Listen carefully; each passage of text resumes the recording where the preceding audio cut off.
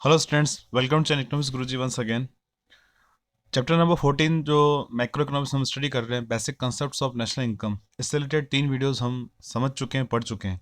और इसमें जो भी बेसिक टर्म्स थी, जैसे कि टाइप्स ऑफ गुड्स, कौन सी गुड्स जो हैं वो हम नेशनल इनकम के कैलकुलेशन में काउंट करते हैं, किन गुड्स को नेशनल इनकम के कैलकुलेशन में इंक्लूड नहीं करते हैं, और circular flow of income, stock flow, जो बेसिक कंसेप्ट्स है वो हम स्टडी कर रहे हैं।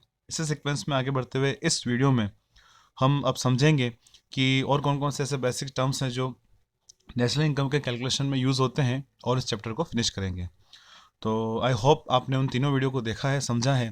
नहीं देखा है तो मैं उन तीनों वीडियो के लिंक इस वीडियो के डिस्क्रिप्शन में मेंशन कर रहा हूँ। पहले आप वीडियो को जरूर देखें ताकि आगे आने वाले जो भी कॉन्सेप्ट्स हैं वो आपको अच्छे से समझ में आ सके। ओके, बढ़ते हैं आगे। सबसे फर्स्ट जो कॉन्सेप्ट है आज हमारा वो है इन्वेस्टमेंट, निवेश।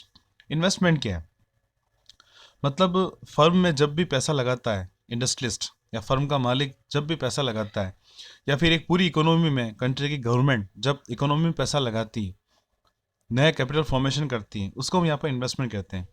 जो कि जो भी कैपिटल जो स्टॉक है, जैसे कि 31 दिसंबर 2019 को किसी फर्म में 5 करोड़ जो है टोटल कैपिटल स्टॉक है, और 2020 में पूरे साल भर में अगर 1 करोड़ का, 1 करोड़ का और अगर पैसा उसमें ऐड किया है, इन्वेस्टमेंट किया है, तो यहाँ पर कैपिटल स्टॉक जो है वो बढ़ जाएगा। कितना बढ़ जाएगा? यहाँ पर 5 से 6 करोड़ जाएगा। तो जो भी चेंज आ रहा है कैपिटल स्टॉक में, 5 से 6 करोड़ हुआ है, तो 1 करोड़ का जो चेंज आ रहा है वो यहाँ पर इन्वेस्टमेंट कहलाएगा। तो देख रहे हैं आप यहाँ definition, it is the process of capital formation और process of increase in stock of capital, जैसा कि मैंने आपको बताया। अब investment is an important expenditure for production. When one particular spends in cash, it is called monetary investment. Monetary investment turns into real investment when it is invested into new machines. अब हमें बात ध्यान रखनी है कि जब कोई सिर्फ पैसा लगाता है किसी फर्म में, जिसने पैसा लगाया है, 5 करोड़ रुपए लगा दिए हैं, तो वो सिर्फ मॉनेटरी इन्वेस्टमेंट कहलाएगा क्योंकि वो कैश में है। पर कोई मशीनरी उसमें ऐड हो रही, 5 करोड़ की मशीनरी फर्म में ऐड हो रही है, तो वो मशीनरी कोई न किसी प्रकार का प्रोडक्शन करेगी, तो वहां पर उसको हम कहेंगे रियल इन्वेस्टमेंट, वास्तविक निवेश। तो ये ध्यान रखना, monetary investment in terms of cash, और real investment in terms of machinery, ठीक है, in terms of stock. When it is invested into new machines, new buildings, new dams, new canals, etc., real investments enhances the quality of production and production efficiency. अभी मैंने आपको बताया कि जब real investment होगा तो क्या होगा, नई नई मशीन्स उसमें ऐड होगी, नई बिल्डिंग्स बनेगी, नए डैम बनेंगे, नई नहरें बनेगी, ठीक है। और जो इन्वेस्टमेंट है वो क्या बनाता है, जो प्रोडक्शन की जो क्वालिटी है वो इंक्रीज करता है, और जो भी प्रोडक्शन एफिशिएंसी, मतलब प्रोडक्शन करने की जो कैपेसिटी है, जो एफिशिएंसी है, पहले से बहुत बढ़ जाती है, क्योंकि इसमें मशीनरी जब ऐड होगी तो जाहिर है मशीनरी बढ़ेगी तो प्रोडक्शन में भी कुछ ना कुछ इंक्रीज होगा ही होगा, प्रोडक्शन बढ़ेगा, ठीक। अब वापस इन्वेस्टमेंट के यहाँ पर 2 टाइप्स हैं। फर्स्ट है ग्रॉस इन्वेस्टमेंट और सेकंड है net investment.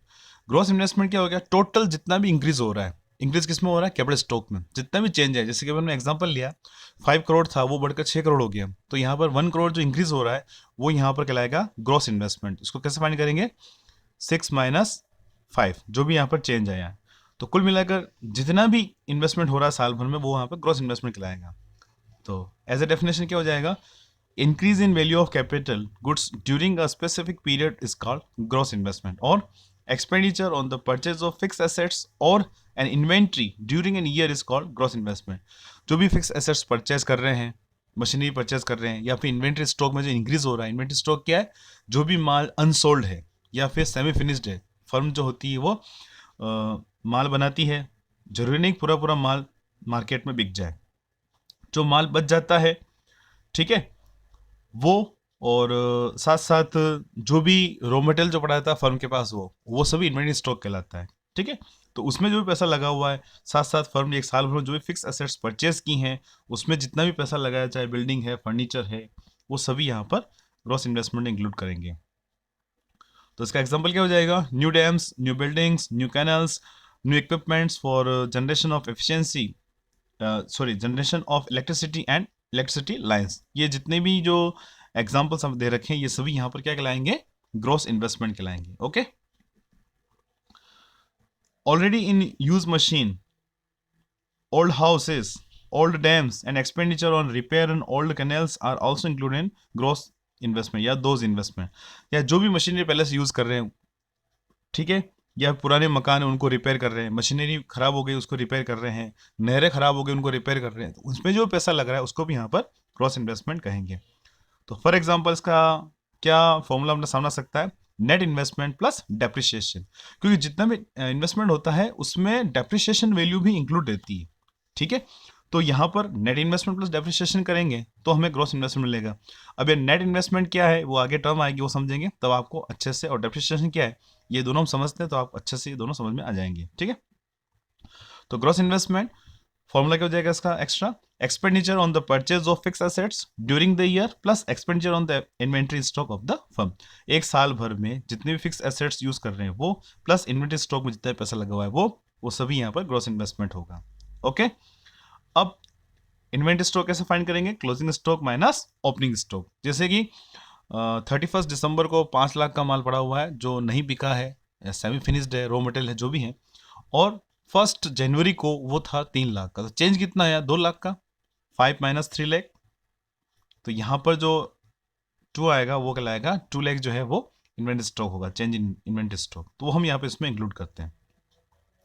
Now next net investment.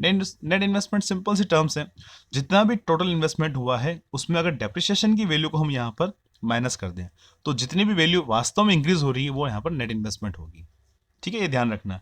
जैसे कि 50 मशीनें हैं, एक मशीन की जो प्राइस है वो 1 लाख है, तो कुल मिला के टोटल कितना इन्वेस्टमेंट हो गया फर्म के लिए 50 lakh.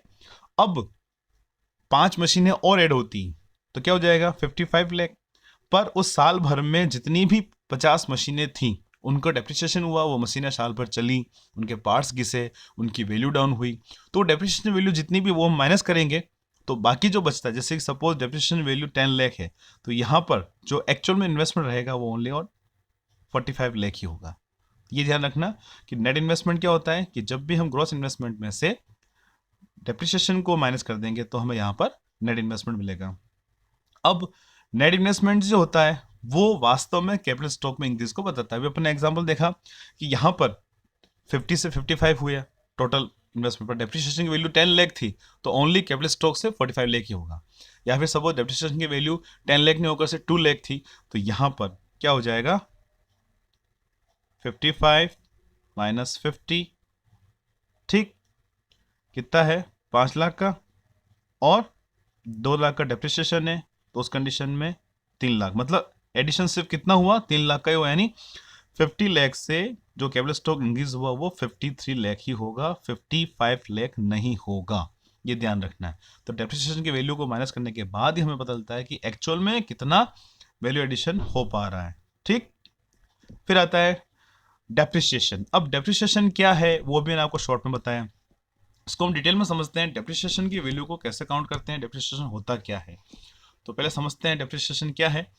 Depreciation is the loss of value of fix assets in use of an account of normal wear and tear, जिसमें हम गारंटी वारंटी फर्म की दोनों आ जाती है, normal rate of accidental damage and expected obsolescences. Obsolescences मतलब एक निश्चित समय के बाद जो फर्म है वो अप्रचलन में आ जाएगी, मतलब वो टेक्नोलॉजी पुरानी हो जाएगी, उसका यूज अब बंद हो जाएगा।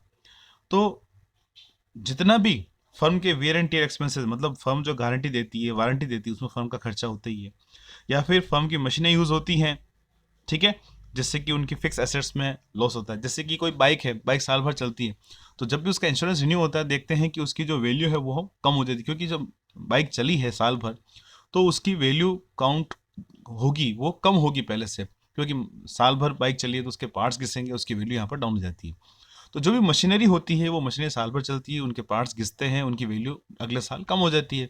साथ साथ फर्म जो वेरिएंट एक्सपेंसेस होते हैं, फर्म गारंटी देती है वारंटी देती है उसमें फर्म का खर्चा होता है, या फिर एक सर्टेन टाइम पीरियड बाद जो टेक्नोलॉजी वो आउटडेटेड हो जाएगी उसको रिप्लेस करना होगा, या फिर छोटे मोटे एक्सीडेंटल डैमेज होते रहते हैं, छोटे मोटे पार्ट्स जो है फर्म के कंपनी में मशीन के टूटते रहते हैं तो वो चेंज होते रहते हैं।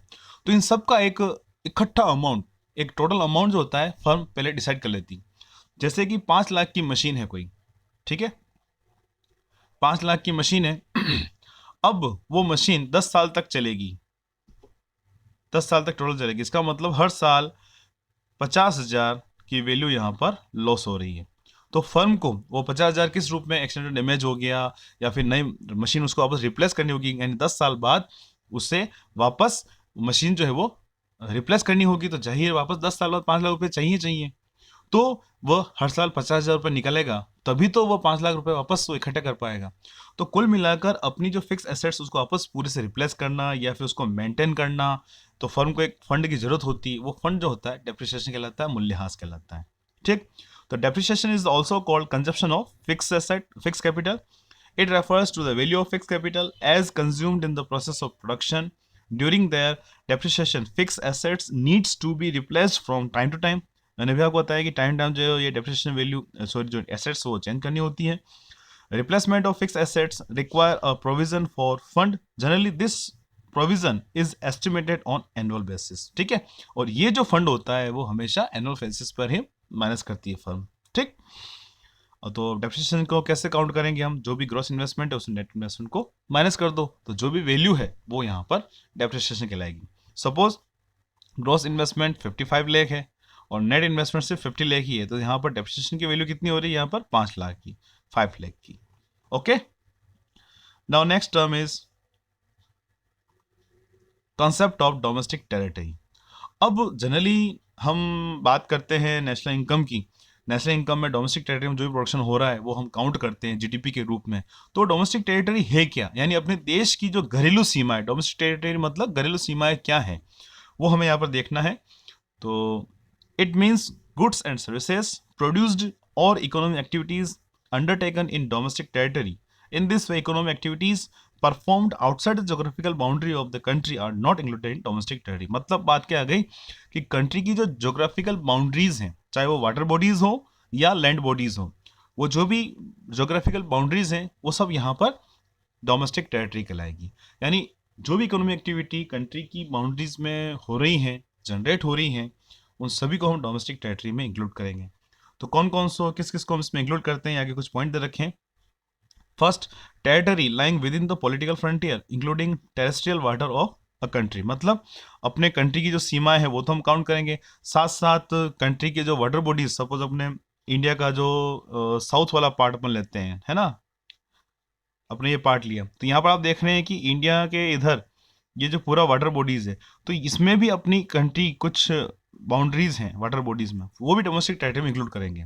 तो जोग्राफिकल बाउंड्री वो तो हम यहाँ पर लेंगे ही, साथ साथ जो भी अरेबियन सी या जो भी ओशन है वो इसमें इंक्लूड हो रहे हैं, उन सबको यहाँ पर हम इंक्लूड करके अपनी जो टेरेस्ट्रियल बॉडीज बनती हैं वाटर बॉडीज में, जो अपनी जोग्राफिकल बाउंड्रीज हैं वो सब हम यहाँ पर इंक्लूड करते हैं. ठीक, तो एक तो ये हो गया. फिर उसके बाद ships and aircraft operated by president of country across different parts of the world. मतलब अपनी कंट्री से जो भी शिप फॉरेन कंट्रीज को जाते हैं या जो भी एरोप्लेन्स जाते हैं, वो उनसे जो भी कमाई होती है वो कमाई भी हम डोमेस्टिक टेरिटरी में इंक्लूड करते हैं. उन इकोनॉमिक एक्टिविटीज को भी हम अपनी कंट्री में इंक्लूड करते हैं, क्योंकि वो कुछ समय के लिए गए हैं. शिप गया है तो 2-3 महीने बाद वापस आएगा, एयरप्लेन गया है तो दूसरे तीसरे चौथे दिन बाद वापस आएगा. ठीक है, ऐसा नहीं को बाहर का हो गया है, तो हम इसमें इंक्लूड करेंगे. फिर fishing vessels, oil and natural gas rigs, floating platforms operated by the residents for the country in the international water or engaged in extraction areas in which the country has exclusive right of exploitation. मतलब कुछ ऐसे areas water bodies में जहाँ पर country को right है वहाँ से मिनरल एक्सट्रैक्ट करने का, वहाँ से पेट्रोलियम एक्सट्रैक्ट करने का, बाहर निकालने का. तो वहाँ पर जो भी फिशिंग वेसल्स हैं, जो मछली पकड़ने के जो जहाज हो गए, या ऑयल या नेचुरल गैस निकालने की रिफाइनरीज हो गई, या मशीनरी हो गई, रिच जो भी इक्विपमेंट्स हैं जो किसी पर्टिकुलर पर्पज से बनाए जाते हैं, ठीक है, या फिर तैरते हुए वो प्लेटफॉर्म जिससे कि हम बाहर कोई एक्सट्रैक्शन करते हैं जहाँ पर अपन को राइट मिला हुआ, अपनी कंट्री को राइट मिला हुआ है, तो वो भी हम डोमेस्टिक टेरिटरी में इंक्लूड करेंगे. फिर embassies, consultants and military establishment of the country located abroad. मतलब अपनी एम्बेसीज, जैसे अपने इंडिया की एम्बेसीज अगर बाहर अमेरिका में है, ऑस्ट्रेलिया में है, तो वहाँ पर वो डोमेस्टिक टेरिटरी में इंक्लूड करेंगे. फिर कंसल्टेंट्स हैं या मिलिट्री इस्टेब्लिशमेंट है, अपने यहाँ का मिलिट्री इस्टेब्लिश या कोई एक कैंप है, बेस कैंप बना हुआ है किसी फॉरेन कंट्री में, तो वो भी अपनी कंट्री की डोमेस्टिक टेरिटरी में हम इंक्लूड करेंगे. ठीक है, तो ये ध्यान रखना है कि ये पॉइंट्स इसमें इंक्लूड होते हैं, तो आप अच्छे से इसको लर्न करना है. Now next, concept of normal residents. अब एक देश के सामान्य निवासी कौन होते हैं? जब हम नेशनल इनकम की बात करते हैं जिसमें हम अपने देश के जो नॉर्मल रेजिडेंट्स उनकी इनकम को ही इंक्लूड करते हैं। अब नॉर्मल रेजिडेंट्स कौन है उसको हम समझना होगा, किसको हम नॉर्मल रेजिडेंट्स माने, किसको नहीं माने। तो यहाँ सब पॉइंट दे रखें। सबसे जो फर्स्ट है, तो पहले इसको समझते हैं, इसकी डेफिनेशन क्या है। Normal residents means those persons who has been granted the citizenship of that country. National income is said to be the total of all the income of the normal residents of a country. मतलब जिनको citizenship मिली हुई है, अपने देश के नागरिक हैं, उन सबको यहाँ पर हम नॉर्मल रेजिडेंट्स कहेंगे। जिसमें सबसे फर्स्ट आता है citizens and institutions of our country who normally resides the country and whose centre of economic interest is our country. जो अपनी कंट्री में रहते हैं, जो अपने देश के नागरिक हैं, जिनका इकोनॉमिक इंटरेस्ट अपने देश में है, उनको हम यहाँ पर नॉर्मल रेजिडेंट्स मानते हैं।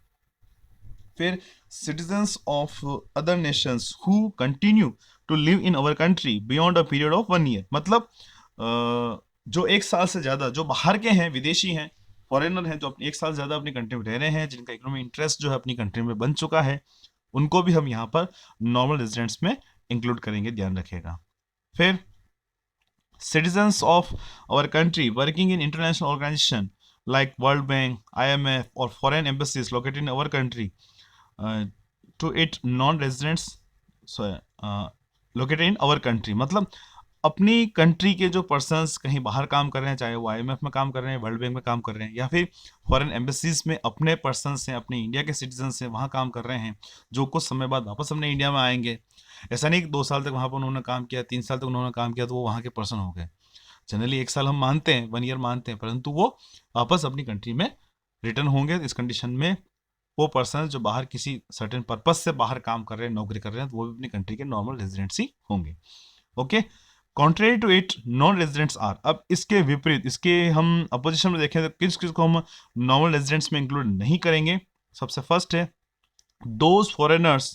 फर्स्ट पॉइंट क्या है यहाँ पर, those foreigners who visit our country for travelling, holidays, medical treatment, studies, conferences, sports, यानी जो घूमने फिरने आ रहे हैं, खेलने के लिए आ रहे हैं, मेडिकल पर्पज से आ रहे हैं, छुट्टियां बिताने के लिए आ रहे हैं, उन सबको नॉर्मल रेजिडेंट्स में इंक्लूड नहीं करेंगे, क्योंकि वो विदेशी हैं, वो तो वापस बाहर चले जाएंगे। उसके बाद official diplomats and member of armed forces of foreign country posted in our country. मतलब अपनी कंट्री में जो भी आर्म्ड फोर्सेस हैं, बाहर के हैं, विदेशी हैं, वो and international organisation located here will not be treated as normal residents of our country. Suppose अगर वर्ल्ड बैंक का ऑफिस अपने इंडिया में होता और वहाँ पर जो पर्सन काम कर रहे हैं फॉरेन कंट्री के, तो वो हम यहाँ पर उनको नॉर्मल रेजिडेंट्स में इंक्लूड नहीं करेंगे। फिर concept of net factor income from abroad. अब नेक्स्ट जो कॉन्सेप्ट है वो है concept of net factor income from abroad. NFI किसे कहते हैं? जनरली हम जब नेशनल इनकम की बात करते हैं, जो डोमेस्टिक इनकम में NFI को ऐड करते हैं तो नेशनल इनकम बनती। तो वो NFI है क्या, net factor income from abroad है क्या, उसको समझने के लिए देखते हैं क्या है ये। सबसे सिंपल जो फॉर्मूला वो एक्सपोर्ट माइनस इम्पोर्ट। मतलब अपनी कंट्री से जितने भी एक्सपोर्ट और इम्पोर्ट हो रहे हैं, उन दोनों का जो डिफरेंस है वो हम यहाँ पर NFI बोलते हैं, इसको net factor income from abroad बोलते हैं।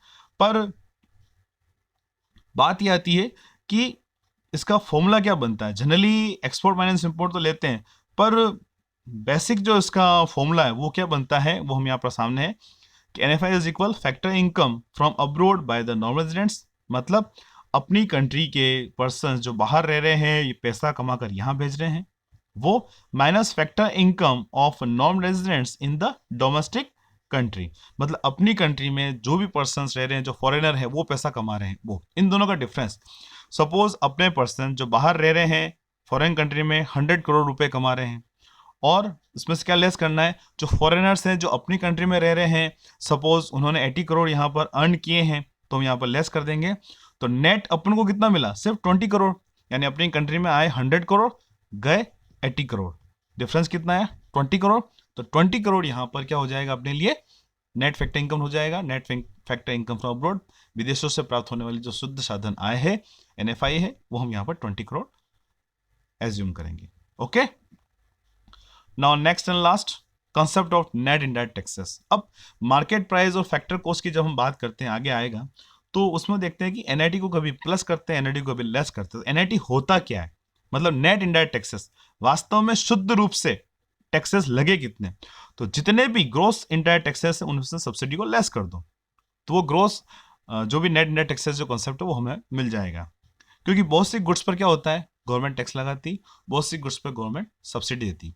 सपोज गवर्नमेंट ने 100 करोड़ के टोटल टैक्स लगाए, 10 आइटम्स एंड 10 आइटम्स पर 100 करोड़ के टोटल टैक्स बन रहे गवर्नमेंट के इनडायरेक्ट टैक्सेस, पर कुछ आइटम्स पर गवर्नमेंट ने इकोनॉमी में सब्सिडी दे रखी है। सपोज वो सब्सिडी है 60 करोड़, तो कुल मिलाकर गवर्नमेंट टैक्स के रूप में 100 करोड़ ले रही है और 60 करोड़ रुपए वापस सब्सिडी के रूप में दे रही है। तो एक्चुअल में टैक्सेस रहे कितने, मतलब टैक्स के रूप में गवर्नमेंट को इनकम कितनी मिली, ओनली 40 करोड़। तो ये जो कॉन्सेप्ट यहाँ पे कहलाएगा वो नेट इनडायरेक्ट टैक्सेस, और जिसका फॉर्मूला क्या है अपने पास, gross indirect taxes minus subsidy. Okay, तो ये जो कुछ कॉन्सेप्ट्स हैं जो आज हमने इसमें समझे हैं, आई होप आपको सब समझ में आए हैं। आपने वीडियो पूरा देखा है, समझा है, तो वीडियो को लाइक जरूर करें, ठीक है, ज़्यादा इसको शेयर करें अपने फ्रेंड्स में भी, ताकि वो इस स्टडी से बचे नहीं, उनको भी इसका प्रॉफिट मिल सके। और अभी तक आपने इस चैनल को सब्सक्राइब नहीं किया तो सब्सक्राइब जरूर करें, ठीक है। तो ये चैप्टर हमने यहाँ पर फिनिश किया, मिलते हैं नेक्स्ट चैप्टर में, देखेंगे कि कौन सा चैप्टर इसमें आता है और अपने सिलेबस में कौन सा चैप्टर जो वो इंक्लूड कर रखा है उसको हम यहाँ पर स्टडी करेंगे। Thank you, thanks for watching economics Guruji, bye bye.